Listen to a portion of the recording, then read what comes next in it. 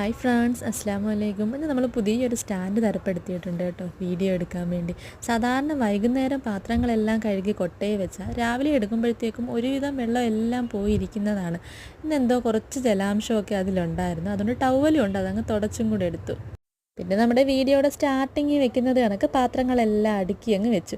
ചോറിടുന്ന പാത്രം എടുത്ത് അതിലേക്ക് ചോറ് ഇട്ടു. പക്ഷേ ദൂരം ഇച്ചിരി കൂടുതലാണോ എന്നൊരു സംശയം, വ്യക്തമായിട്ട് കാണാൻ പറ്റുന്നില്ല.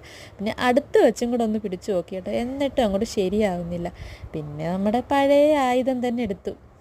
പിന്നെ ആവശ്യത്തിനുള്ള ചോറൊക്കെ ഇട്ട് അത് അടിച്ചമുക്കി ഒരു സൈഡിലോട്ടങ്ങ് വെച്ചു. പിന്നെ ഇന്ന് തോരനായിട്ട് മുട്ടത്തോരനാണ് കേട്ടോ റെഡിയാക്കിയത്.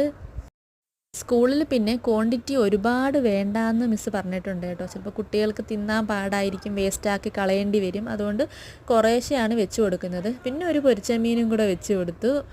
അങ്ങനെ അതങ്ങ് ക്ലോസ് ആക്കി. ഒഴിച്ചു കൂട്ടാനായിട്ട് ഇന്ന് മോര് കാച്ചിയതാണ്. ഈ മീൻകറി സ്കൂളിൽ കൊണ്ടുപോകുന്നതിനോട് എനിക്ക് വലിയ താല്പര്യം ഇല്ലാത്തത് കൊണ്ടാണ് അല്ലാത്ത കറികൾ കൊടുത്ത് വിടുന്നത്. സ്നാക്സായിട്ട് ഇന്ന് അവനിക്ക് കൊടുത്തു വിടുന്നത് ചെറുതായിട്ട് മുറിച്ച ക്യാരറ്റും കുറച്ച് ബദാം പരിപ്പുമാണ്.